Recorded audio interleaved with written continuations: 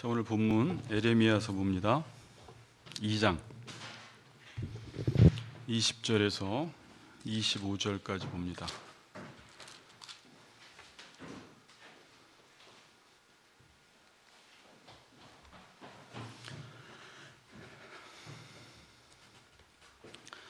에레미야서 2장 20절에서 25절 우리 한 절씩 큰 소리로 같이 교독하겠습니다. 내가 옛적부터 내 멍에를 꺾고 내 결박을 끊으며 말하기를 나는 순종하지 아니하리라 하고 모든 높은 산 위에서와 모든 푸른 나무 아래에서 너는 몸을 굽혀 행음하도다.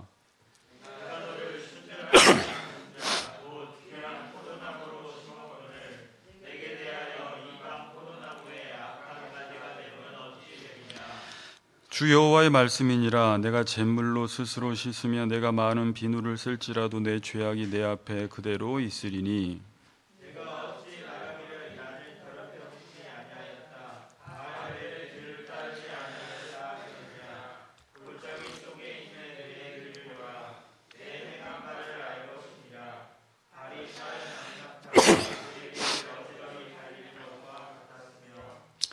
너는 광야에 익숙한 들암나기들이 그들의 성욕이 일어남으로 헐떡거림 같았도다.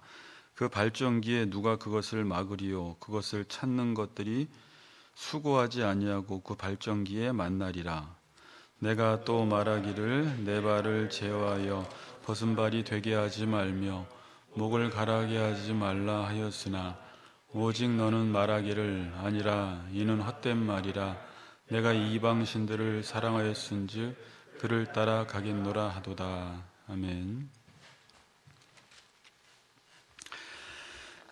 네, 계속 돌아오라 지금 말씀을 전하고 있고 오늘 6번째 시간이고 소제목은 거짓신앙입니다.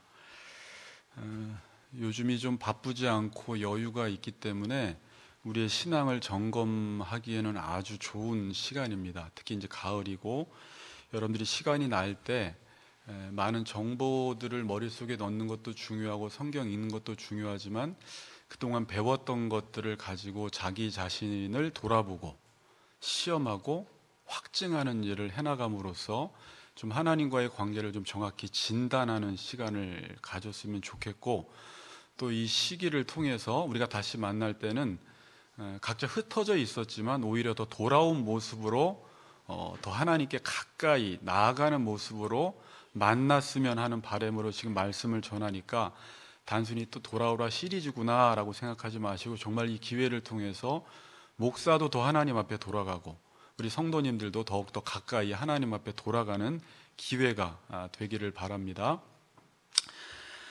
자, 우리가 이제 에레미야서 1장은 안 받고 지금 에레미야를 다 강의하는 건 아닙니다. 지금 돌아오라라는 주제를 가지고 본문을 선택을 하는데 1장은 지금 에레미야가 하나님께 부르심을 받고요. 그 2장에서는 지금 이스라엘 백성들의 죄를 고발하는 거예요. 너희들의 죄가 이거야 이렇게. 그래서 우리가 이전에 살펴본 것은 2장부터 쭉 살펴보았죠. 기억나시죠? 2장 앞부분 쭉 보니까 그래서 그들이 지금 어떤 상태에 있는지를 진단하고 고발하고 있습니다. 너희들 지금 이런 상태에 있어. 그럼 오늘 우리가 읽은 말씀은 뭐냐면 이 말씀에 대한 이스라엘 백성들의 반응을 지금 말씀하고 있습니다. 어떻게 반응하는지. 근데 이제 반응을 제대로 못해요. 그래서 오늘 제목이 거짓신앙이에요. 자기들은 지금 하나님과 멀어져 있는데 자기들은 결코 멀어져 있다고 생각하지 못하는 어떤 거짓신앙에 취해 있어요. 그래서 이 부분들이 무엇인지를 살펴봄으로써 이 본문을 통해서 우리 자신들의 모습을 좀 보고 하나님 앞에 돌아가기를 원하는 마음으로 오늘 말씀을 전합니다. 자, 우리는 살아가면서 사람들이 싸우는 것들을 많이 보게 돼요. 그러니까 이 세상에서 제일 많이 볼 수 있는 게 싸움 구경입니다. 가정에서 늘 싸우죠. 부끄럽지만. 또 교회 가도 늘 싸우는 모습을 볼 수 있고 국회에도 늘 싸우는 모습을 볼 수 있고 길거리에서도 늘 싸우는 모습을 볼 수가 있어요. 그래서 눈만 뜨면 우리는 싸우는 모습은 어디서나 보게 됩니다. 근데 지금 사람들이 왜 싸우는 거예요? 한 사람은 잘했고 한 사람은 잘못했으면 잘못한 사람이 인정하면 싸울 일이 없는데, 싸우는 이유는 서로 잘했다라는 것이죠. 서로 잘못한 것이 없다고 하니까 계속해서 싸움이 일어나는 것입니다. 이 말은 각자 자기 자신이 어떤 사건에 대해서 판단하는 기준이 다르다라는 것입니다. 그러니까 이 사람도 판단하는 기준이 다르고 이 사람도 판단하는 기준이 다르니까, 우리가 흔히 쓰는 말이죠. 너 잘났어. 둘 다 잘난 거예요. 둘 다 잘났으니까 합의점을 찾지 못하고 계속해서 싸우는 현상이 일어납니다. 예수님이 이런 말씀을 하셨습니다. 마태복음 7장 3절에 어찌하여 형제의 눈 속에 있는 티는 보고 내 눈 속에 있는 들보는 깨닫지 못하느냐. 그러니까 우리는 다른 사람의 티는 잘 보는데 자기 안에 있는 들보는 보지 못한다. 우리가 흔히 쓰는 말, 다른 사람에 대해서는 냉정한데 자기 자신에 대해서는 되게 관대합니다. 그러니까 우리는 객관적으로 내가 볼게 라고 하는데 객관적으로 봐지지가 않아요. 자기 유리하게 봅니다. 그러니까 자기 입장에서 자꾸 보게 됩니다. 이게 편향적 사고라고 하죠. 한쪽으로 치우친 거예요. 그러니까 로마서에서는 치우쳤다. 지난 시간에 이제 교만에 대해서 살펴볼 땐 인간은 지금 마음이 굽었어요. 자기 자신으로 향하는 그 마음이 있기 때문에 객관적으로 보지 못해요.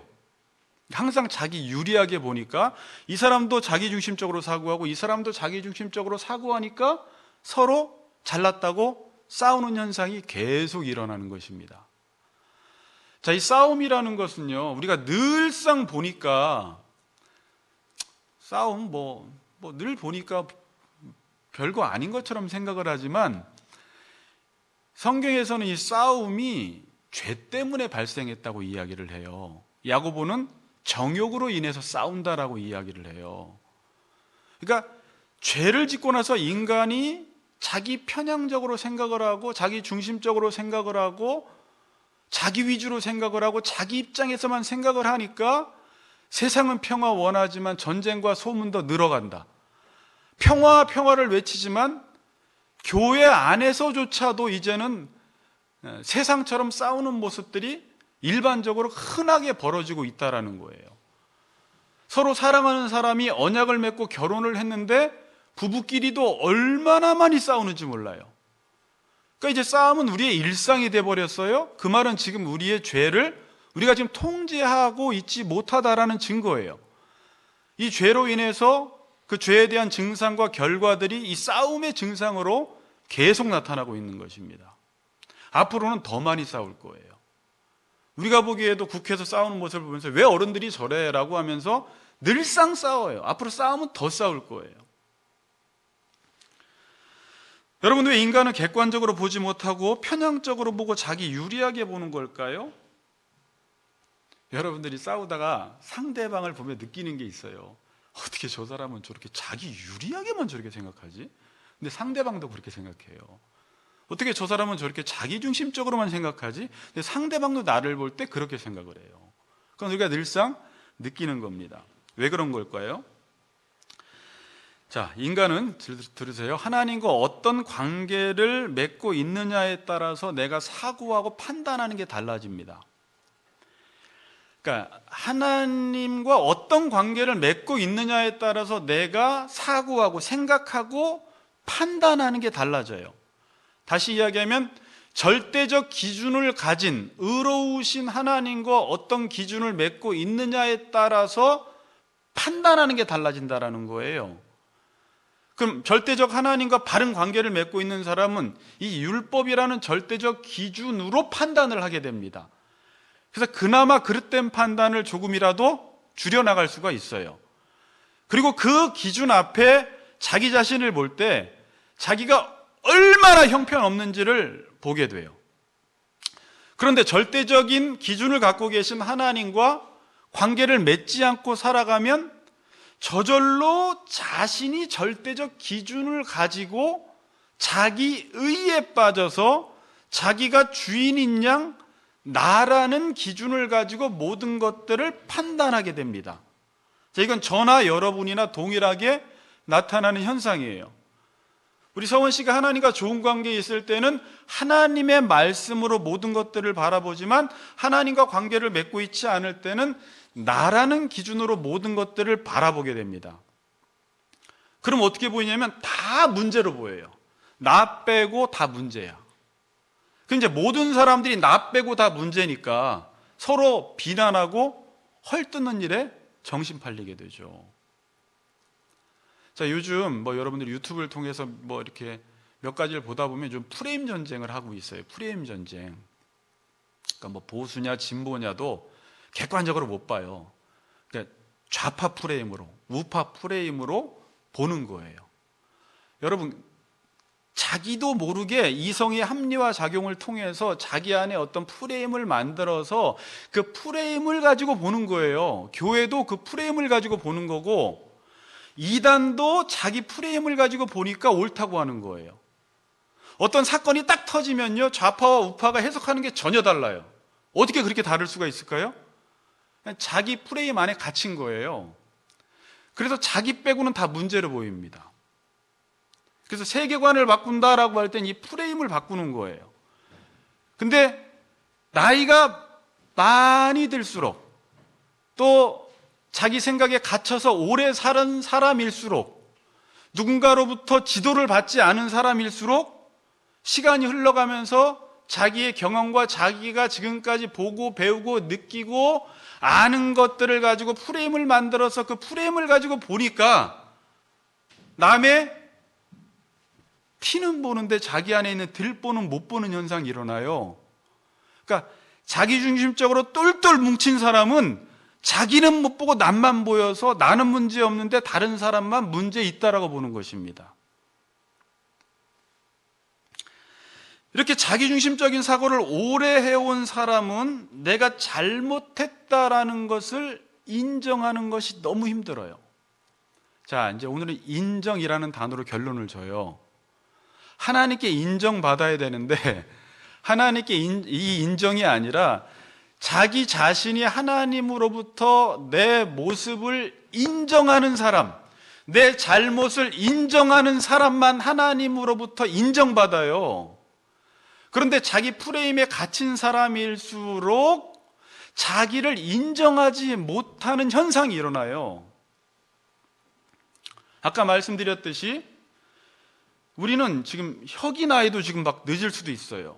그 전에 더 어렸을 때 어떤 사고가 형성되기 전에, 가치관이 형성되기 전에 많은 좋은 말씀들을 배워서 좋게 프레임 형성이 돼야지 그 프레임을 가지고 이 세상을 바르게 보고 다른 사람들을 바르게 보고 온전히 살아갈 수가 있어요. 그런데 어렸을 때 좋은 말씀을 듣지 못한 상태 속에서 자라가다 보면 나이가 들면서 사고가 굳어지는 현상이 일어나요.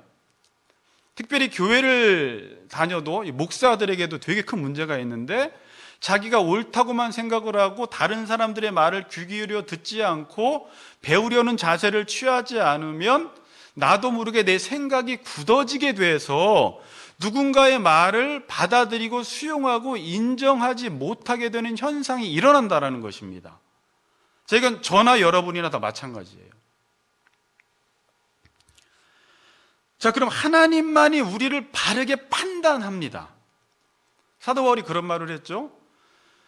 나는 다른 사람의 판단을 두려워하지 않는다. 왜? 사람들은 다 자기 유리하게 보고 있고 자기 기준으로 나를 평가하고 판단하기 때문에 다른 사람의 판단은 그렇게 중요하지 않아요. 그런데 하나님의 말씀은 절대적인 기준이고 의이기 때문에 하나님의 말씀이 나를 판단할 때는 그 판단이 옳아요. 옳기 때문에 그 하나님의 판단 앞에 자기 모습을 인정하는 사람만, 그리고 날마다 그 말씀 앞에 회개하고 돌이키는 사람만 하나님과의 관계를 지속적으로 유지시킬 수가 있어요.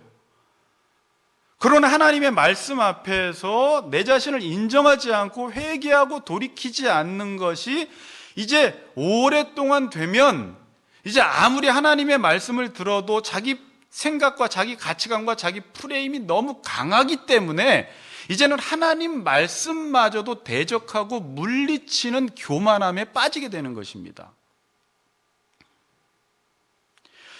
하나님만이 우리를 바르게 판단하세요. 정확히 판단하세요. 하나님의 말씀은 오진이라는 것이 없습니다. 우리의 실상을 정확히 드러내요. 살아있는 것 같은데 죽은 사람이 있어요. 어떤 사람들은 자기가 살아있다고 생각하는데 하나님 보기에는 죽은 사람이 있어요. 잠언서에 보니까 사람이 자기가 보기에는 옳은 길이나 필경 사망의 길일 수 있어요. 그럼 어떤 판단이 옳아요? 하나님의 율법 말씀으로 판단한 그 판단이 옳습니다. 자, 제가 여기까지 서론을 왜 말씀드렸냐면, 지금 하나님이 이스라엘 백성들이 불의한 길을 걸어가고 있을 때 이들을 하나님께로 돌이키기 위해서 선지자 이사야가 아니라 에레미야를 불러서 지금 에레미야의 입을 통해서 이스라엘 백성들에게 그들의 상태에 대해서 지금 말씀을 선포하고 고발하게 하고 있습니다. 그리고 에레미야의 이 말을 들은 이스라엘 백성들이 하나님의 말씀을 듣고 자신의 모습을 인정하고 회개하고 돌이켰다면 에레미야서는 뒷부분이 없어도 돼요. 그런데 오늘 이들은 전혀 하나님 앞에 자신의 모습을 인정하지 않고 돌이키지 않습니다. 자, 이스라엘을 어떻게 진단했습니까? 1장 보세요. 그때 청년의 때, 신혼의 때라고 이야기를 하면서 그때는 참 인애와 사랑이 있었는데 지금은 너희들의 모습이 이래라는 지금 메시지를 줬잖아요. 8절 보면은 이스라엘은 하나님의 그때 임재를 구하지 아니했죠. 하나님이 어디 계시냐라고 말하지 아니했다고 기억나세요? 하나님의 임재를 구하지 않았어요. 율법을 다루는 자들이 하나님을 몰랐습니다. 선지자들은 하나님의 이름으로 예언한 게 아니라 바알의 이름으로 예언하고 있었습니다. 이들은 하나님의 영광을 무익한 것과 바꾸어 버렸습니다. 에레미야서 2장 13절은 유명한 구절인데 생수의 근원 대신 하나님을 버리고 터진 웅덩이를 팠어요. 19절에 보니까 하나님을 경외함이 없다는 것입니다. 이게 지금 하나님이 이스라엘 백성들을 진단한 내용이에요. 그리고 오늘 읽은 본문 20절은요, 이스라엘이 모든 높은 산 위에서 푸른 나무 아래에서 우상을 숭배했습니다. 그러니까 몸을 굽혀 행음했어요. 이게 이스라엘 백성들의 모습이에요. 그들은 그냥 우상 숭배를 하며 살았어요. 자, 그럼 이스라엘 백성은 이 말을 듣고 어떻게 반응을 할까요? 맞습니다. 제가 잘못했습니다. 우상 숭배한 게 하나님 앞에 걸렸구나. 우리를 지켜보시고 관찰하시는 하나님이 우리를 다 하시는구나. 그리고 하나님 앞에 마음을 찢으며 어찌할꼬 하며 회개하고 돌이킨 게 아니라 이들의 반응이 23절입니다. 23절을 한번 읽어봅시다. 우리 23절 시작.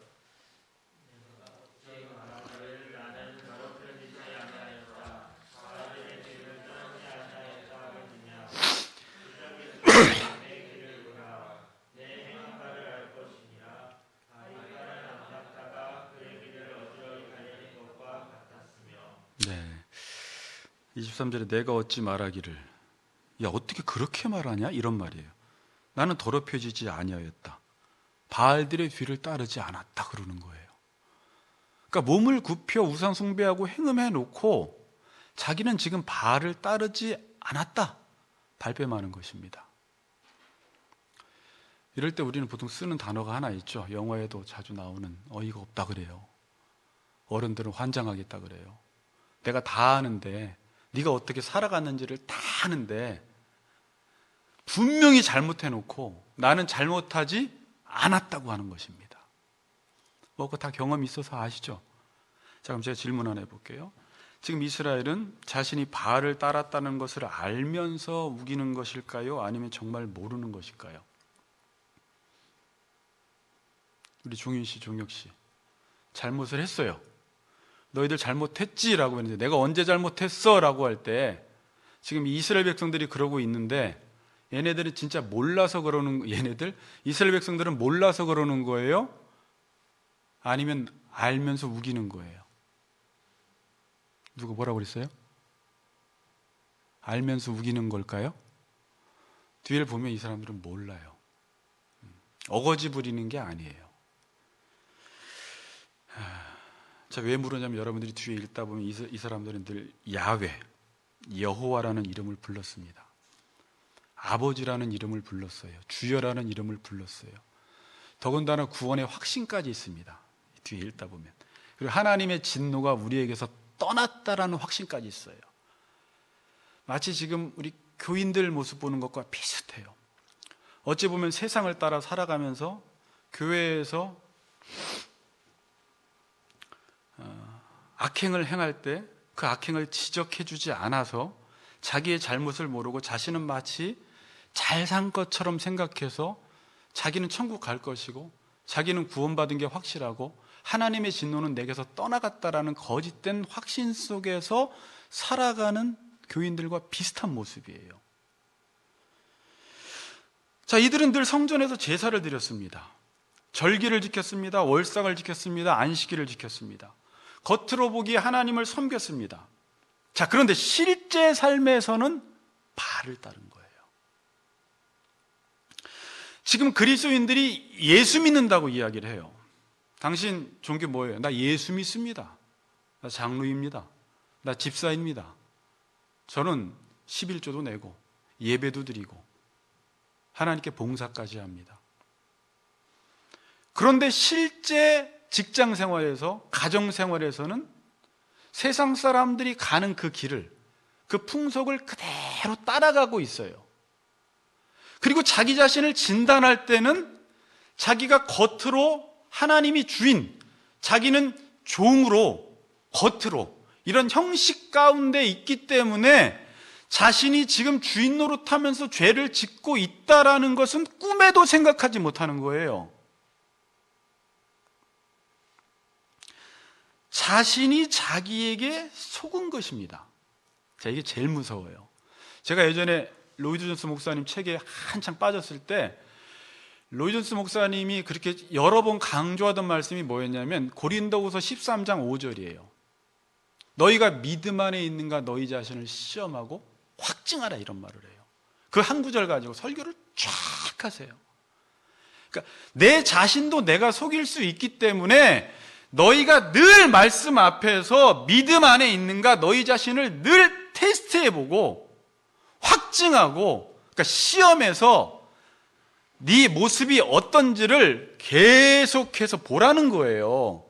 그렇지 않으면 우리도 하나님으로부터 멀어질 수 있다는 것이죠. 왜? 자기가 자기를 속이니까.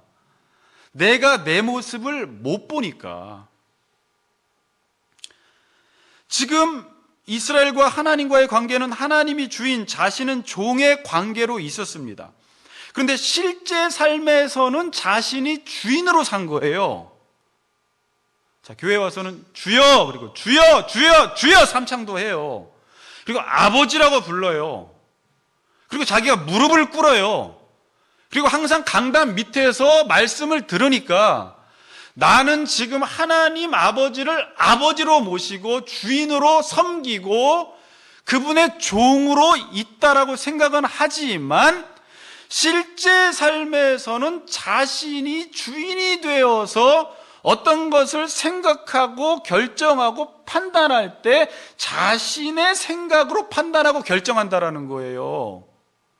그리고 자신은 지금 하나님을 섬기고 있다고 생각을 하니까 에레미야로부터 그런 진단을 받았을 때 웃기는 소리 하지 마세요. 우리는 지금 하나님을 잘 섬기고 있습니다 라고. 너 바알 따르잖아. 바알 안 따랐어요 나. 이렇게 말하는 거예요.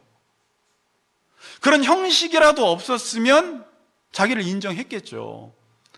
그래서 오히려 그냥 자기가 주인으로 살아간 세상 사람들에게 당신은 지금 주인으로 살았습니다 라고 하면 그렇지요. 나 주인으로 살았어요. 내가 주도권을 가지고 이 세상에서는 그렇게 이야기하잖아요. 네가 네 인생은 네가 주인이니까 네가 알아서 살아라. 당연한 걸로 생각을 했는데 그리스도인들은 겉으로는 형식적으로는 하나님은 주인, 자기는 종이라고 말하면서 실제 삶 속에서는 자기가 주인 노릇해요. 겉으로는요 무릎을 꿇습니다. 근데 하나님께 명령을 해요. 자, 우리가 이제 그럴 수 있어요. 이렇게 무릎을 꿇었으면 종인데 하나님께 명령한다라는 건 뭐 주인의 뜻이 뭔지, 주인이 나에게 뭘 원하는지는 묵상하면서 기다리지 않고, 하나님, 내가 이번 이런 일이 있으니까 이거 이루어 주시오 라고 해서 무릎 꿇고 명령하는 거예요. 근데 자기는 명령했다라고 생각을 안 해요. 예배 드리면서도 명령하는 사람들이 있어요. 기도하면서도 명령하는 겁니다. 교회 수만 명이 집단으로 모여서 주여 주여 주여 하면서 명령할 수가 있는 거예요, 주인에게. 근데 자신들은 그렇게 생각을 안 하죠.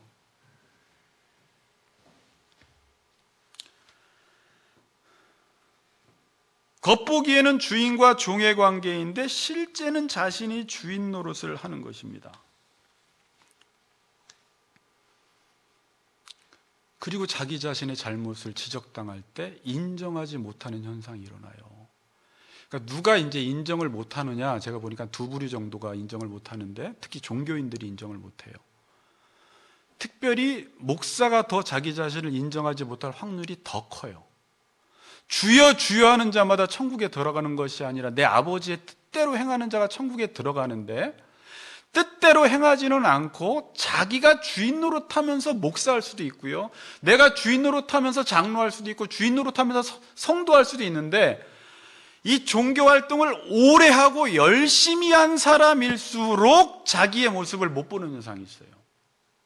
그럼 두 번째는 자기 프레임이 강한 사람일수록, 그러니까 오랫동안 살아오면서 누군가의 지도를 받으면서 자기를 계속해서 개선해 나가고 바꿔 나가지 않은 사람들, 어렸을 때부터 결혼해서 아빠가 되고 일찌감치 부장이 되고 사장이 된 사람들, 항상 남에게 지시하면서 살았던 사람들, 누군가의 조언을 들을 수 있는 기회가 없었던 사람들이 50이 먹고 60이 먹으면서 자기 사고에 갇혀서 자기의 모습을 못 보는 현상이 일어난다라는 것입니다. 늘 자기가 왕으로 살았거든요. 늘 주인으로 살았거든요.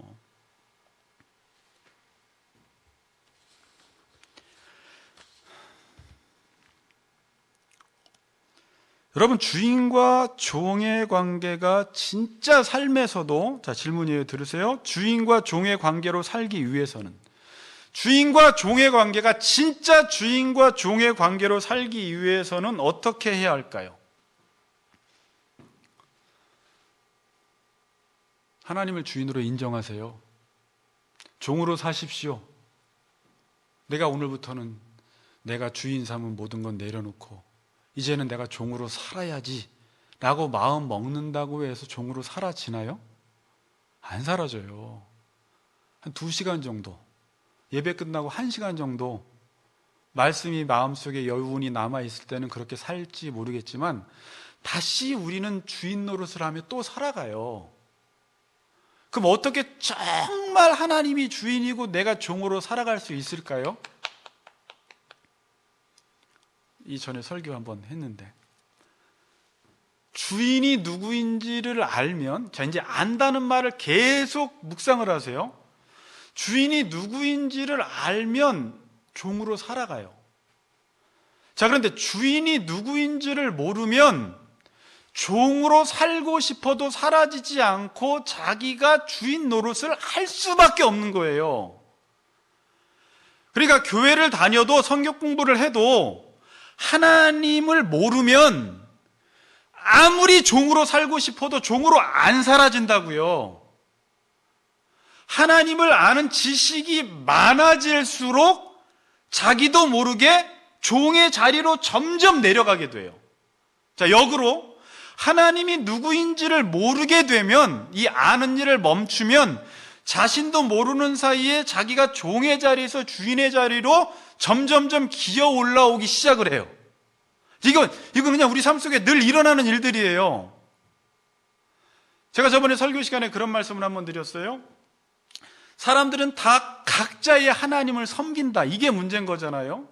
우리 전사님이 나에게 준 그 세미나 강의 내용도 이 내용이에요. 어떻게 보면 통일된 가르침이 없는 거예요. 지금 다 파편화됐어요. 가르치는 것들이 교회들마다 가르치는 내용이 다 달라. 하나님을 섬기면서 개교해주려 가고 가르치는 내용도 다르고. 자, 제가 여러분들에게 다시 기억을 더듬으면서 신론을 가르칠 때, 성경에 대해서 가르칠 때 하나님이 누구시냐라고 할 때 제가 5가지로 가르쳐 드렸습니다. 그 첫 번째가 뭐였냐면 하나님의 자기 계시였어요. 제 기억으로 하나님의 자기 계시, 예수 그리스도, 구원, 하나님은 구원하시는 분, 그 다음에 하나님 나라, 그 다음에 언약, 이렇게 해서 성경이 무엇을 말하느냐 이 5가지 가르쳤는데 첫 번째가 하나님의 자기 계시예요. 그럼 하나님의 말씀은 결국 하나님이 자기가 누구인지를 소개해 주는 책이라고 말씀을 드렸어요. 소개해 주는 책. 그럼 하나님을 알기 위해서는 내 이성을 가지고 하나님이 누구인가를 알라고 접근해서는 하나님을 알 수가 없고, 하나님이 누구이신지를 계시해 준 그 계시에 의존해서 내 이성을 활용하여 하나님을 알아가는 방식으로 알 때 하나님을 온전히 알아요. 그러니까 자유주의 신학자들이라는 말이 다른 게 자유주의가 아니라 계시가 말한 것에 의존해서 사고하지 않고 내가 사고하는 것으로 성경을 판단해 버리는 거예요. 이성으로 성경을 판단하는 거예요. 이성으로 성경을 관찰하고 이성으로 성경을 보면서 자기 이성에 맞지 않는 부분들을 빼버리는 겁니다. 그래서 계시에 의존해서 하나님을 알아가는 사람과 자기 이성으로 하나님을 알아가는 사람이 있기 때문에 서원씨, 하나님이 각자 다 다른 거예요. 그러면 계시에 의존해서 하나님을 알면 그냥 한 가지 알게 되는 게 하나님은 주권자예요. 하나님은 태초에 하나님이 천지를 창조하신 이 땅의 주인이라는 것을 알게 되고 나는 피조물이라는 것을 알게 돼서 하나님을 의존하지 않으면, 하나님을 떠나서는 아무것도 할 수 없다라는 원래 피조물의 자리로 내려가서 하나님을 예배하게 됩니다. 그런데 자기의 이성으로 하나님을 알아간 사람들도 하나님을 섬기는데, 내가 만든 하나님은 알고 봤더니 내가 주인이고 항상 내가 원하는 것을 이루어주는 종으로 전락시켜버린 거예요. 그래서 여기 10만 명이 있으면 각자의 하나님, 어떤 하나님은 진짜 주인으로 계신 하나님이 있지만 어떤 하나님은 내 종이야. 자기가 그렇게 하나님을 만든 거예요. 발이요, 이렇게 우상으로.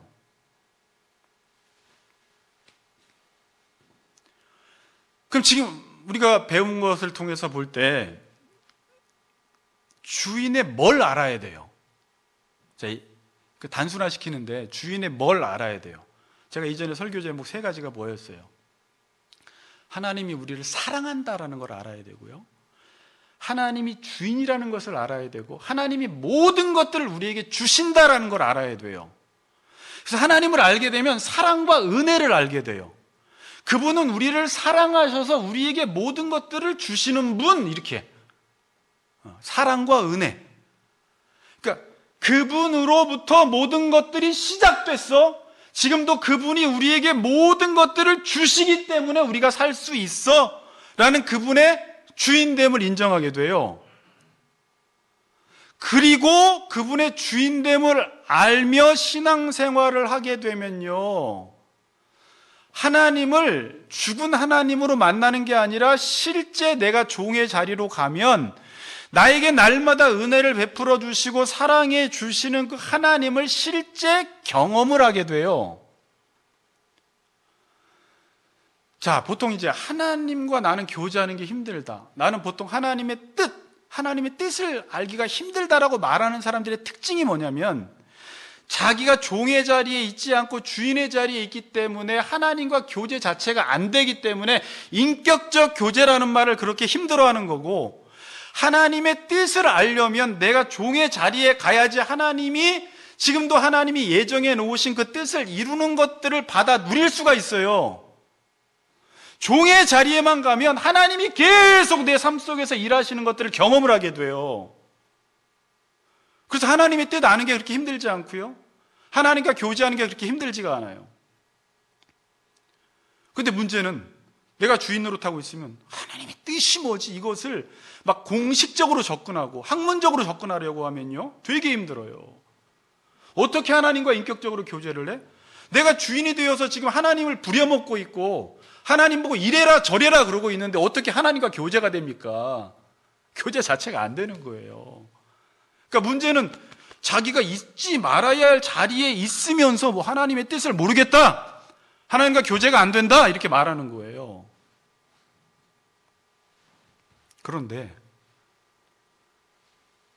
정말 하나님의 주인됨을 인정한다라는 것은 지금 여러분들이 일상에 나가서 살아가면서 그분이 계속 우리에게 그 주시는 것들을 인정할 때 생명력 있게 하나님을 만나게 됩니다. 실제 하나님을 만나게 돼요. 경험을 하고 싶다고 하나님을 경험하는 책을 읽어서 경험하는 게 아니라 내가 하나님의 말씀을 듣는 자리에 가면 그분을 경험을 하게 돼요. 실제적으로. 여러분, 하나님의 말씀 듣는 게 쉬워요, 어려워요? 하나님 말씀 듣는 게 어렵다고 하는 사람들이 있는데 하나님 말씀은 리스닝 하는 게 아니에요. 청력으로 듣는 게 아니에요. 하나님 말씀은 내가 있어야 할 자리에 가면 들려요. 종의 자리에 가 있으면. 근데 하나님 말씀이 안 들리는 이유는 내가 종의 자리에 가 있지 않으면 자기도 모르게 하나님을 아까 말씀대로 부리고 있기 때문에 하나님 말이 안 들려요. 늘 하나님과 싸움만 해요. 그래서 하나님 말씀을 못 듣는 거예요. 듣고 싶어도 안 들려요. 저랑 종현이랑 아빠 아들 사이인데 저 사람은 아빠, 나는 아들이라는 걸 인정을 해야지 아빠 말을 듣지, 아빠라는 걸 인정을 안 하면 자기가 아빠만큼 높아져서 맞다이 넣는 거예요. 같이 나가요. 그러면 못 듣는 거예요. 지가 뭔데 나한테 저래라 이래라에 이렇게 해서 말을 못 듣는 거예요.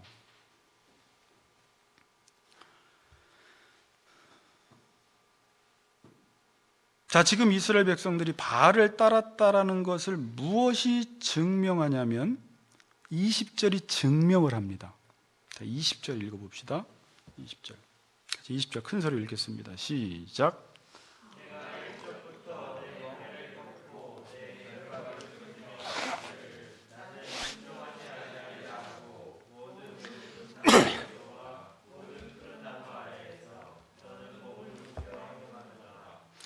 네, 내가 옛적부터 내 멍에를 꺾고 내 결박을 끊으며 말하기를 나는 순종하지 아니하리라. 이게 이스라엘 백성들이 이렇게 했다는 말이에요.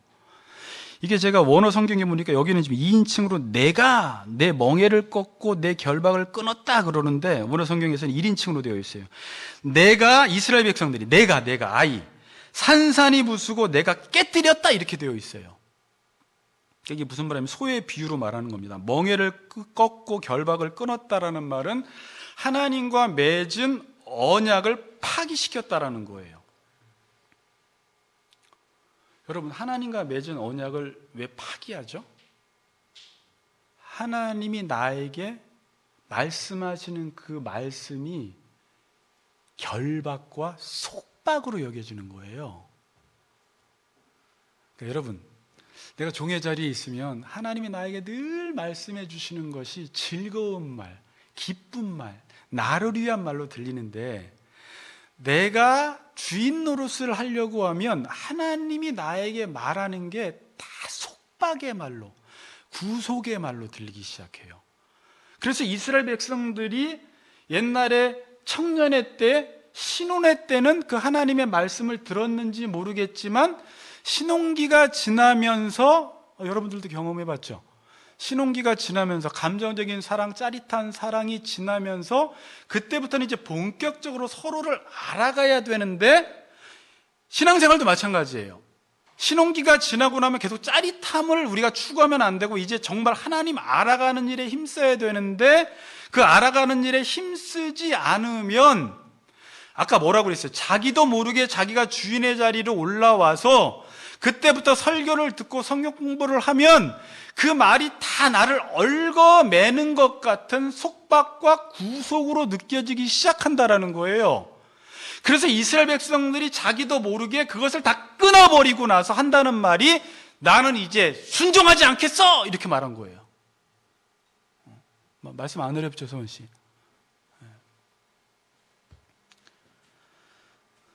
1인칭으로 내가 산산이 부수고 내가 깨뜨렸다. 그 언약을 다 부수고 깨뜨려 버린 것입니다. 우리가 사람을 사랑하면요, 어떤 책임을 감당하는 게 의무가 아니라 즐거움과 자원하는 마음으로 합니다. 그러니까 처음 결혼을 해서 남편 밥 차려주고 서로 마중 나가고 서로 뭐 같이 데이트하고 이런 게 즐거움과 자원하는 뭐라 하다가 이제 서로 마음이 멀어지면 남편이 일찍 안 들어왔으면 좋겠고 마중 나가는 게 귀찮고 서로 그냥 같이 있는 시간도 힘들고 그리고 뭐 마중 나온 아내가 부끄럽고 생일 다가오는 게 두렵고 뭐 이제 왜 그런 거예요? 이게 다 이제 속박과 결박으로 느껴지니까. 그러니까 사랑하면 모든 게 자원하고 즐거운 마음으로 하는데 내가 하나님 사랑하는 마음이 식어지니까 하나님은 계속 나에게 뭘 하라고 하는데 그게 이제는 너무 이 의무, 짐으로 느껴지는 거예요. 이스라엘도 처음에는 안 그랬어요. 하나님 말씀 따라 사는 게 재미있었습니다. 시간이 흘러가면서 사랑이 식어갈수록, 자, 그러니까 여러분, 제가 아까 잠깐 언급했는데 앞으로 신앙생활을 할 때는 처음 하나님을 만날 때 신혼기가 있어요. 그때는 하나님이 일방적인 은혜를 많이 주세요. 신혼기가 끝나고 난 다음에도 계속 신혼기 때를 구하면 안 되고 그때부터는 교회 일에 뛰어들기보다는 하나님을 알아가는 일에, 배우는 일에 힘을 써야 돼요. 봉사보다 더 중요해요, 그게.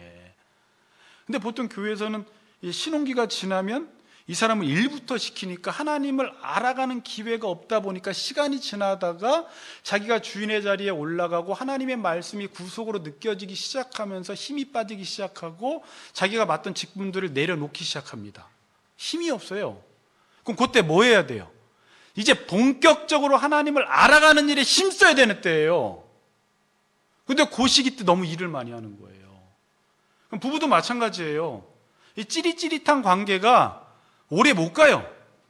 오래 가면 몇 년, 6개월. 그 옛날 같지 않지. 옛날을 자꾸 찾으면 안 돼요. 자꾸 그 송중기 나오는 뭐 그런 영화들을 계속 보면 안 돼요. 그건 이제 드라마니까 그런 거지. 실제 삶에서는 그렇지 않아요. 그때부터는 책임지는 삶을 살아야 돼요. 성경에서는 책임지는 게 사랑이에요. 서로 알아가면서 서로 간에 맺은 언약을 이루기 위해서 애쓰는 과정이 있어야 돼요. 그러면서 서로를 진짜 알아가는 거죠. 이게 똑같아요. 결혼이랑 하나님 알아가는 것과. 근데 그 시기에 시간이 지나면서 사랑이 식어질 때 이제 다시 에베소 교인들에게 했던 말대로 다시 네가 그 첫사랑을 다시 회복해서 어디서 떨어졌는지를 기억해서 이제 그 하나님을 다시 주인으로 섬기며 알아가는 일에 힘써야 되는데 하나님은 온데간데 없고 교회에서 일만 하다 보니까 하나님과의 관계가 시간이 지나면서 멀어지게 되고 가나안 교인이 돼버리고 하나님의 곁을 떠나가 버리는 거예요. 자기도 모르는 사이에 그렇게 돼버렸어요. 내 마음속에 하나님은 없어.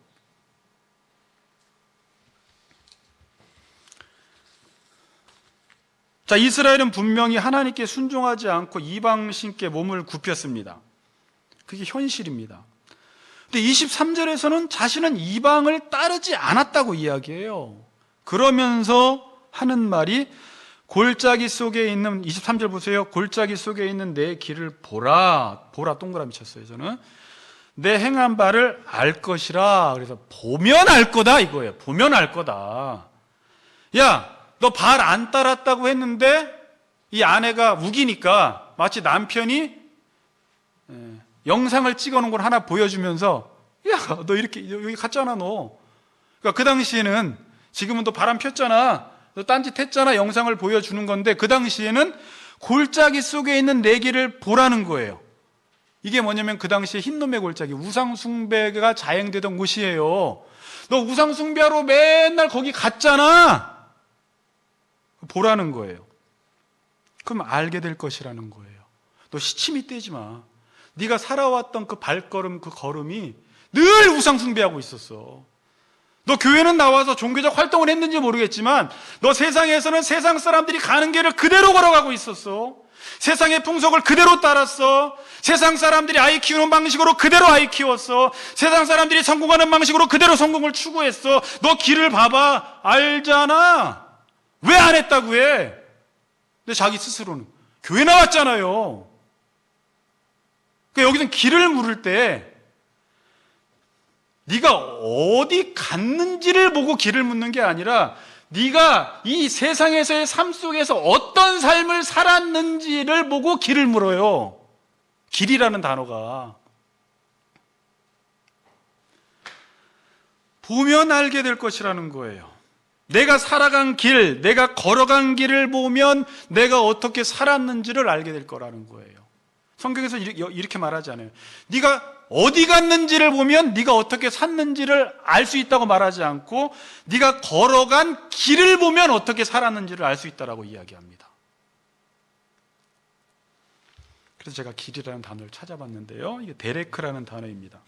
이거는 좀 적어 놓으셨다가, 이게 왜냐면 길이라는 단어가 이 역사서를 공부하면요, 제가 이번에 쭉 읽어보는데 계속 나와요. 바른 길, 다윗의 길, 여로보암의 길, 솔로몬의 길. 그래서 하나님이 이 북이스라엘 19명과 남유다 20명을 평가할 때 북이스라엘은 한 명도 없었고 밑에는 8명이 있었는데 남유다는 그때 평가 기준이 뭐 국력, 뭐 경제, 뭐 부강했냐, 성공했냐, 외교 잘했냐 이런 걸로 평가하지 않고 너 다윗의 길로 갔느냐, 여로보암의 길로 갔느냐 이걸로 평가를 해요. 그럼 다윗의 길을 제가 찾아보니까 뭐예요?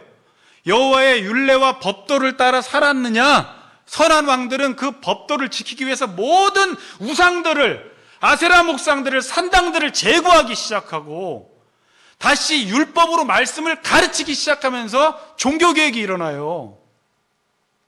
그런데 악한 왕들은 계속 산당에서 계속 우상을 섬기는 거예요. 제거하지 않아요. 그리고 외교 맺어요. 하나님을 의지하지 않고 아수르를 의지해요. 그러면서 망해가는 거예요. 그러니까 길이란 말은 데레크라는 단어인데 이 의미는 성과 악의 가치를 담은 삶의 방식, 이렇게 정의하고 있어요. 뭐라고요?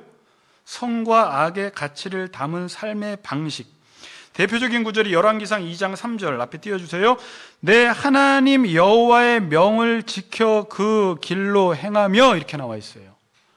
그러니까 길로 행한다는 말이 뭐예요? 여호와의 명을 지키며 살아가는 것. 그러니까 나의 삶 속에서 하나님이 기뻐하시는 뜻을 따라 일반 사람들이 다 이렇게 하면 성공해, 이렇게 하면 잘 살아라는 그 길이 아니라 여호와의 명을 따라 살아가면 바른 길을 걸어가는 거예요. 그리고 신약에서는요, 소경 바디메오가 겉옷을 버리고 마지막 마가복음 10장 52절에 예수를 길에서 따르니라, 이렇게 말을 해요. 제가 마가복음을 통해서 제자도를 배울 때 이게 아주 인상 깊게 남았는데, 제자들은 예수님을 따르면서 예수님이 가는 길을 걷지 않아요. 십자가의 길을 걷지 않아요. 영광의 길을 추구하고 있어요. 그런데 소경 바디메오는 자기의 겉옷이라는 것은 자기의 전 재산이었어요. 그 당시에. 그것을 다 버리고 예수를 길에서 따랐다라는 말은 예수님의 삶의 방식을 뒤쫓아갔다라는 말이에요. 예수님의 삶의 방식을. 제자들은 예수를 따른다고 하면서도 다른 길을 걸어가고, 소경 바디메오는 진정한 예수의 제자로서의 그 길을 걸어가고.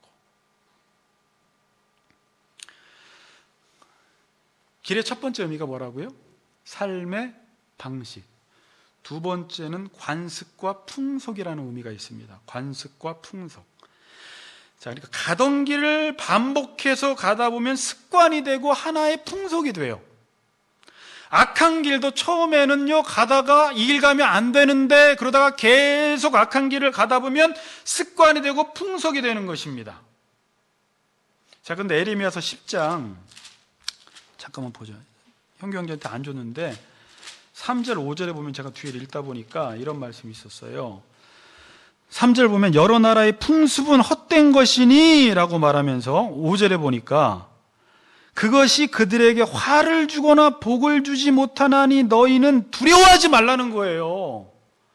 세상 사람들이 가는 길, 그 풍속, 절대 너희들에게 화를 주거나 복을 주지 못하나니 그것들은 두려워하지도 말라는 거예요.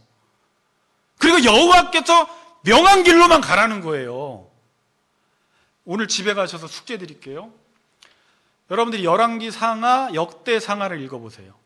그리고 계속 길이라는 단어에 동그라미 치시고 왜 악한 왕은 왜 악한 왕이고 왜 선한 왕 8명은 왜 선한 왕인지, 선한 왕 중에서도 가장 선한 왕 히스기야와 요시야 왕은 왜 진짜 베리굿의 선한 왕이었는지를 한번 찾아보세요. 어떻게 살았는지, 어떤 길을 걸어갔는지, 뭘 제했는지, 여호와를 어떻게 찾았는지, 율법을 어떻게 가르치기 위해서 애를 썼는지, 얼마나 무섭게 종교개혁을 단행했는지, 그래야지 돌아오지, 그렇지 않고는 안 돌아와요. 두 번째 의미가 뭐라고요? 관습과 풍속. 악한 길을 걸어가다 보니까 그것이 하나의 관습이 되고 풍속이 되어버렸어요.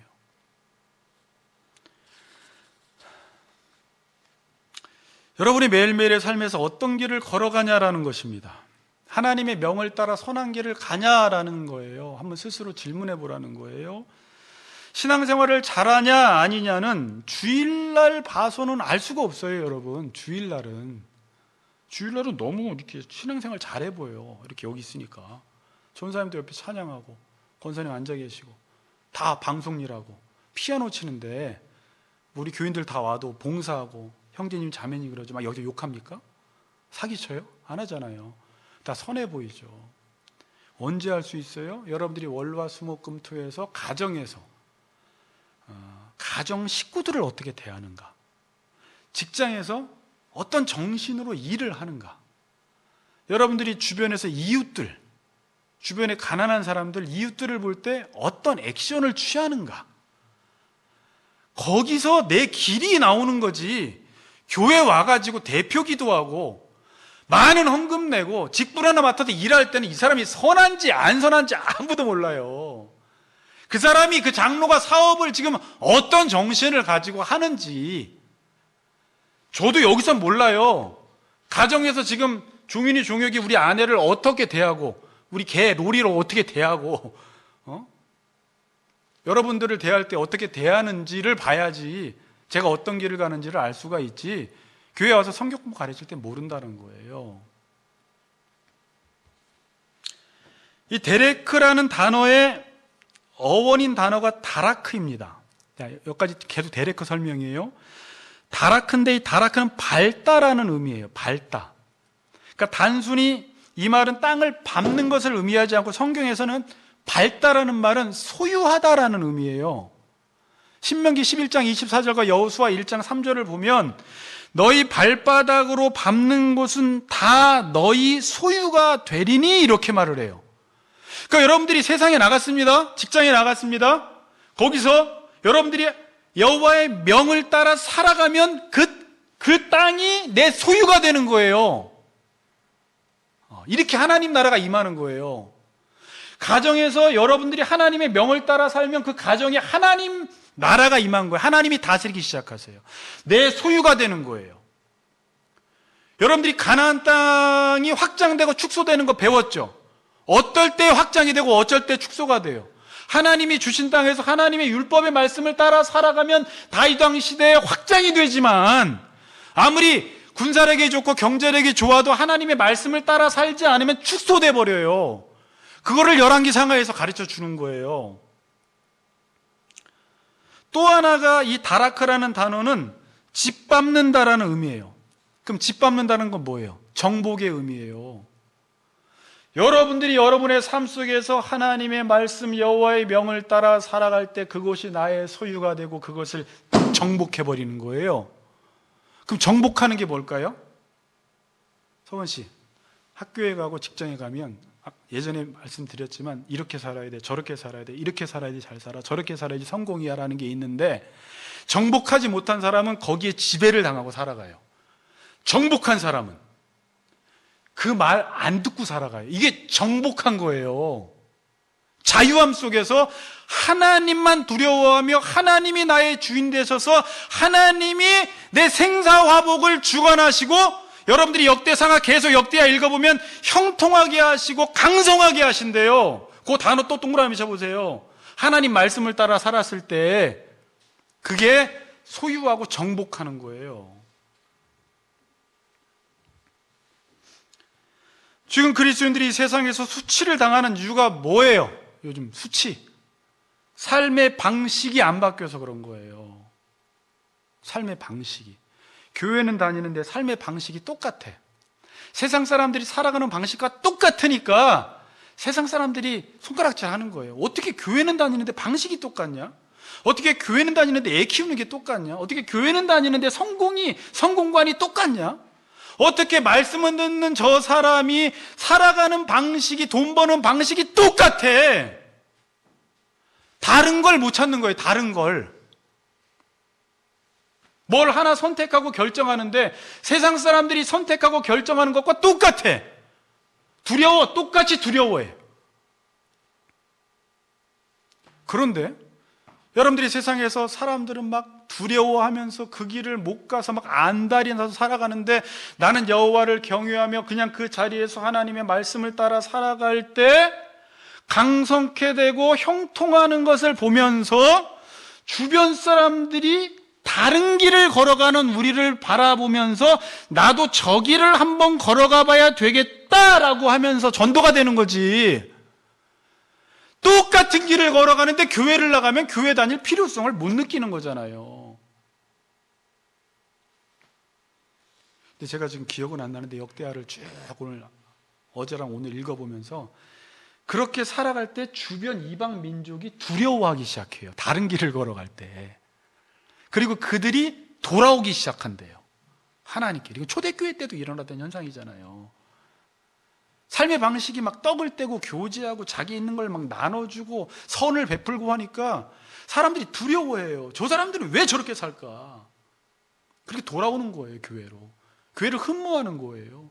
그 향기를 맡는 거예요.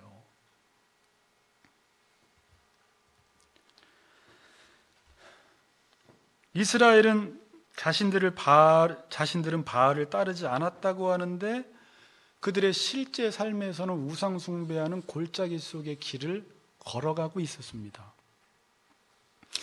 그들은 또 어떻게 살았냐면 그 뒷부분에 발이 빠른 암낙타가 그의 길을 어지러이 달리는 것과 같았으며, 자, 암낙타가 발전기에 접어들거나, 자, 그대로 주석 읽어드릴게요. 어떤 일로 갑자기 놀랄 때 어쩔 줄 몰라 허둥대며 종횡으로 헤매는 모습이래요.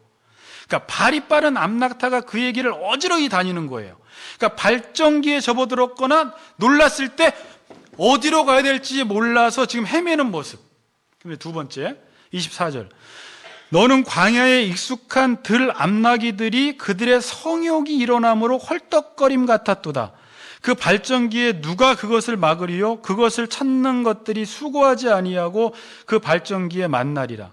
그러니까 암나기가 발전기에 헐떡이며 그 대상을 찾듯이 수컷을 찾아 돌진하는 거예요.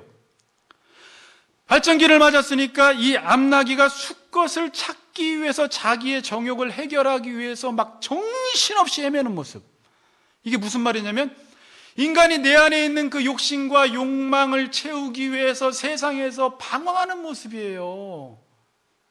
그거 내 욕심, 내 욕망 좀 누가 채워주나 좀. 누가 이게 좋다 그러면 막 거기 갔다가, 이게 좋다 그러면 막 거기 갔다가, 이 얘기 듣고 저거 했다가, 저 얘기 듣고 저거 했다가 막 왔다 갔다 하는 거예요. 이거 하나, 욕망 하나 채우기 위해서. 이건 제가 많이 해봐서 이게 막 마음에 와닿더라고요. 여러분들도 다 해봤잖아요. 내 욕정만 채워줄 곳이 있다면 그것으로 돌진하는 것입니다. 내 정욕만 채워준다면 앞뒤 돌아보지도 않고 하나님께 묻지도 않고 그냥 가버리는 거예요. 하나님께 묻지도 않아요. 기도도 안 해요. 그럴 때는 무엇인가 홀린 사람처럼 살아가는 인간들, 다른 방법을 몰라요. 오직 내 안에 있는 이 욕망, 이게 터진 웅덩이인데 채워지지도 않는데 그걸 채워보려고 평생을 방황하는 거예요. 25절 더 봅니다. 이제 마무리돼 갑니다. 25절 같이 읽습니다. 시작. 벗은발이 되게 하지 말며 목을 가라게 하지 말라 하였으나 오직 너는 말하기를 아니라 이는 헛된 말이라. 내가 이방신들을 사랑하였은즉 그를 따라 가겠노라 하도다. 자, 보세요. 내가 발을 제어하여 벗은발이 되게 하지 말라, 이 말은 너무 많이 걸어서 신발이 헤어져서 벗은발이 된 거예요. 그다음에 목을 가라게 하지 말라, 목이 타들어갈 정도가 된 것입니다. 뭐 하다가 이렇게 된 거예요? 우상 찾기 위해서, 자기 정욕 찾기 위해서. 제가 이제 그 주석 찾아보니까 이렇게 나와요. 성욕을 충족시키고자 낯선 남자들을 찾아 헤매는 한 창녀의 비유를 든대요. 이스라엘이 이렇다는 거예요. 자기의 성욕을 해결하고 우상을 찾기 위해서 너무나 많이 걸어 다녀서 신발이 헤어져 버린 거예요. 목이 타들어간 거예요. 이 세상에 내 욕망과 내 욕심을 채워줄 곳이 어디 있는지 너무나 많이 떠돌아다니다가 내 신발이 다 헤어지고 내 목은 다 가래졌어요. 목이 타들어갈 정도가 돼버린 거예요. 이렇게 말하잖아요. 내 발을 제어하여 벗은발이 되게 하지 말며 목을 가라게 하지 말라 하였으나, 그러니까 선지자가 지금 하나님이 너희들 세상 본받지 마, 세상 사람들이 살아가는 길을 걸어가지 마, 그 길을 따라가지 마라고 말하면 이스라엘 백성들이나 지금 성도들이 헛된 말 하지 마세요 이렇게 말하는 거예요. 뒤에 보세요. 오직 너는 말하기를 아니라 이는 헛된 말이라. 야, 목사님 어떻게 지금 세상을 안 따라갈 수가 있어요? 그럼 헛소리 좀 하지 마세요. 아무리 성경 말씀이 좋다고 하지만 우리는 세상을 떠나서 살 수가 없는 사람이에요. 주님은 세상에서도 세상에 속하지 말라고 우리에게 명령하시는데 우리는 이미 세상이 없이는 살 수가 없는 사람들이 돼버렸어요. 주님 뜻대로 살기로 했네가 아니라 세상 뜻대로 살기로 했네가 돼버렸어요. 자, 제가 지금 무슨 말씀 드리고 싶으면 얼마나 세상과 좀 긴밀한 관계를 맺고 우리가 살아가고 있는지. 그러니까 아무리 교회에서 여러분 하나님과 벗된 것이, 세상과 벗된 것이 하나님과 원수임을 알지 못하느뇨, 세상과 벗이 되지 맙시다, 세상을 미워해야 합니다, 세상이 가는 길을 따라가지 말아야 합니다 라고 해도 저도 설교하면서 여러분들도 설교를 들으면서 과연 그게 가능할까? 아니야 저건 헛된 말이야. 저거는 내가 지금 목사님이 설교하니까 아멘 정도는 해주지만 나는 지금 당장 나가면 그 길을 걸어갈 준비를 하고 사는 거예요. 제가 이 말씀을 묵상해 보는데요, 하나님은 우리가 여호와를 아는 지식에까지 자라가서 장성한 분량에 이르기까지 자라가서 머리와 우리가 완전한 연합을 이루라고 했는데 우리는 세상 지식이 가득 차서 세상과 완전한 연합을 이루어버린 거예요. 세상과 완전히 하나가 됐어요. 그래서 이제 세상 없이는 못 살아. 하나님 없이는 사는데 세상 없이는 못 살겠는 거예요.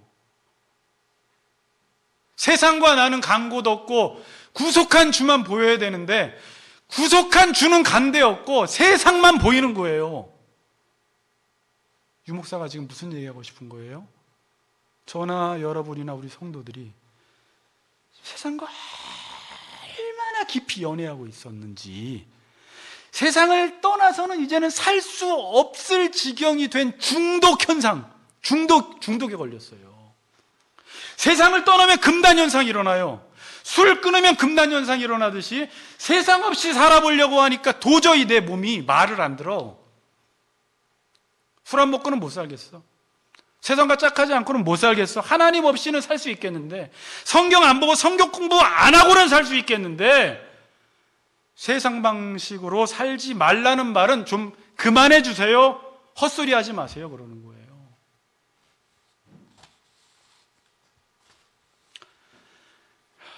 결론을 내리겠습니다, 여러분. 두 구절을 보고 제가 결론 내릴게요. 제가 아까 추가 연관 구절 현규형제 준 거 있죠. 역대하 26장 5절하고 역대하 16장 1절, 17장 6절이죠. 그 두 구절 먼저 읽어봅시다. 자, 여기 읽습니다. 시작. 묵시를 밝히 아는 스가랴가 사는 날에 하나님을 찾았고 그가 여호와를 찾는 동안에는 하나님이 형통하게 하셨더라. 그대로 좀 이따 다시 보여주시고요. 역대하 7장 6절. 자, 읽습니다. 시작. 17장 시작. 전심으로 여호와의 길을 걸어 산당들과 아세라 목상들도 유다에서 제거하였더라. 자, 그럼 제가 이제 왜 이 구절을 줬냐면 이것도 뭐 오늘 아침에 결론을 바꾸면서 뽑은 구절인데, 이렇게 세상과 깊이 연합되어 있는 우리들이 다시금 여호와께 돌아올 수 있는 방법은 뭔가? 그게 가능한가? 자, 그래서 제가 숙제를 드린 거예요. 열왕기 상하, 역대 상하를 읽으면서 그 당시에 그 선한 유다 왕들이 어떻게 백성들을 돌이켰는지를 연구해 오세요. 제가 앞으로 그 부분을 설교를 몇 번 할게요. 아사 왕의 개혁, 히스기야의 개혁 볼 테니까 그리면 답이 보여요, 여러분. 자, 여기 먼저 보세요. 그가 어떻게 해요? 전심으로. 이 전심이라는 단어가요, 마음이라는 단어예요. 하나님이 우리에게 원하시는 것은 겉모양이 아니라 마음을 원하시는 거잖아요. 정말 형식적으로 하나님은 주인, 나는 종이 아니라 진짜 전심으로, 마음으로 어떤 길을? 여호와의 길을 걸어가라는 거예요. 근데 이 여호와의 길, 여호와의 명을 따라 살아가는 길을 걸어가기 위해서 여러분들이 첫 번째로 해야 될 일이 뭐냐면 산당들과 아세라 목상들을 유다에서 제거시키는 일부터 해야 돼요. 당연한 거죠? 끊어버려야 돼요. 자, 여러분, 근데 저 얘기 뭐 맨날 들어. 수련할 때마다 듣고 설교 시간에 맨날 뭐 제거하고 끊어라. 뭐 누가 끊고 싶지 않아서 못 끊나? 자, 그런데요,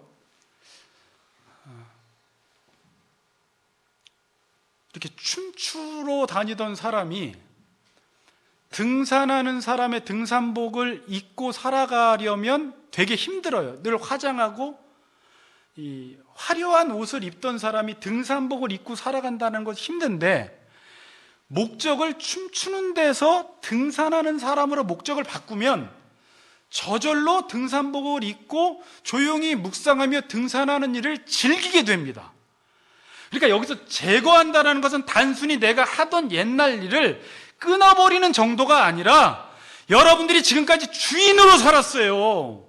그러니까 이제 뭘 바꿔야 되냐면 정말 하나님을 주인의 자리에 앉혀놓고 목적을 바꾸고 내가 종의 자리에 서면 이제 주인 같은 행동은 안 하게 돼요. 그러면 집에 가서 기도할 때도 하나님 이거 주시오, 내 뜻대로 이거 해주시오, 왜 안 해주세요? 이것도 안 해주는 하나님을 나는 정말 싫어요. 이게 뭐 큰일입니까? 이거 하나 들어주시지? 이렇게 안 하고요, 어떤 일이 막히면 주인의 뜻을 기다리고 그분의 뜻을 물을 수 있는 기도를 그냥 하게 되는 거예요. 그리고 당연히 내가 주인 되어 살아왔던 삶이 부끄럽게 느껴지기 시작해요. 그럼 그런 것들을 끊어버리게 되는 거죠. 그러면 적극적으로 여호와의 길을 걸어가게 돼요. 아까 전구절 역대하 26장 5절 다시 보여주세요. 하나님의 묵시를 밝히 아는 스가랴가 사는 날에 하나님을 찾았고, 그러니까 하나님의 말씀을 전해주는 선지자가 있었을 때 하나님을 찾을 수 있었다는 것은 하나님의 말씀을 밝히 아는 선지자나 목사가 없으면 하나님을 찾을 수 없다는 말입니다. 찾았고 그가 여호와를 찾는 동안에는 하나님이 형통하게 하셨더라 그래요. 그럼 우리가 할 일은 뭐예요? 하나님을 찾아야 돼요. 이 전 시간에 무슨 이야기 했어요? 이들은 바알을 찾았어요. 계속 바알을 구했어요. 여러분들이 지금 집에 돌아가시면 또 우리도 모르게 계속 뭘 갈망해요. 뭘 계속 찾는 삶을 살아요. 집에 있어도 직장에 있어도 뭔가 꽂혀가지고 그걸 계속 찾는데 그 찾는 방향을 여호와께로 돌려버리라는 거예요. 하나님을 좀 간절히 찾아보라는 거예요. 순간순간 다른 거 찾지 말고 바빠, 취업해야 돼, 직장 가야 돼, 돈 벌어야 되는데 찾긴 찾되 이것보다 하나님을 더 찾으라는 거예요. 그럼 어떻게 된다고요? 형통하게 해주신대요. 자, 역대하 15장 1절에서 15절 말씀드렸죠. 형경제 마지막, 이건 집에 가서 숙제예요. 이 아사의 개혁인데 14, 15장을 읽으세요. 역대하 14장과 15장 한 구절만 찾아보겠습니다. 역대하 15장, 성경 보세요. 집에 계신 분들도 잠깐 성경 보세요. 역대하 15장 12절 보세요. 12절. 또 마음을 다하고 목숨을 다하여 조상들의 하나님 여호와를 찾기로 언약하고, 아사 왕이 이스라엘 하나님 여호와를 찾지 않는 자는 뭐라고요? 대소 남녀를 막론하고 죽이는 것이 마땅하다. 어떤 결단을 했는지 알겠죠? 어떻게 여호와를 안 찾는다고 죽여? 여호와를 찾지 않는 백성은 살 가치가 없는 거예요. 죽이는 거예요. 이렇게 단호하게 종교개혁을 하는 거예요. 무리가 큰 소리로 외치며 피리와 나팔을 불어 여호와께 맹세하여 온 유다가 이 맹세를 기뻐한지라. 무리가 뭘 다하여? 마음을 다하여 맹세하고 뜻을 다하여 여호와를 찾았으므로 여호와께서도 뭐라고요? 그들을 만나 주시고 그들의 사방에 뭘 주셨더라? 평안을 주셨더라. 이 아사왕은요, 자기 어머니 마아가가 아세라의 가증한 목상을 만들어서 섬기니까 16절에 어머니까지 패버려요. 그 자리에서 내려오게 만들어요. 그 정도로 단호하게 종교개혁을 단행한 거예요. 만일 오늘 뭘 수련회는 아닌데 한번 다 모였으면 기도하고 싶은데, 여러분들이 정말 이 기회에 다시 저나 여러분들이 하나님을 찾는 일에 힘쓰고, 지금 사람들은 다 회색지대에 있어요. 신앙생활에 대한 기대도 없어요. 지금은 말씀에 대한 기대도 없는 때예요. 이러할 때 이 말씀을 보고 여호와께로 돌아가는 것이 가능해. 어떻게? 마음을 다하여 전심으로 여호와 길을 걸어가고 모든 아세라 목상들, 우상들을 제거하고 여호와를 전심으로 찾으면 하나님이 형통케 하시고 평탄한 길을 우리에게 주신다라는 것입니다. 아멘. 다 같이 아멘 한번 해봅시다. 아멘. 네. 여러분, 인정하세요. 어른이건 저건 애들이건 너 이거 잘못했어 그러면 아멘. 내가 잘못했어요. 하나님, 제가 죄 지었어요. 여러분, 그래야지 회복이 일어나고 부흥이 일어나요. 내가 잘못했어요 라고 안 하면 회복은 물 건너간 거예요. 회복은 멀리 있는 것 같은데 되게 가까이 있어요. 여러분, 뭐만 하면 돼요. 하나님이 말씀 주실 때, 우리를 고발할 때, 하나님 제가 죄인이에요. 하나님 제가 잘못했어요. 제가 마음이 병들었어요. 제가 우상 숭배했어요. 하나님 고쳐주세요. 이렇게 그냥 말하면 고쳐주시는 거예요. 그런데 거기서 뻗대고 자존심 딱 하나님 앞 팔짱 끼고 헛소리 하지 마. 나 안 해. 어차피 나는 세상 따라 살 거야. 그 사람에게는 부흥도 없고요, 회복도 없고요, 평안도 없고요, 형통도 없어요. 여러분, 자기 자신을 인정하시고 하나님께 돌아가시는 우리 모든 같이 걷는 교회 성도님들 되시기를 주의 이름으로 축복합니다.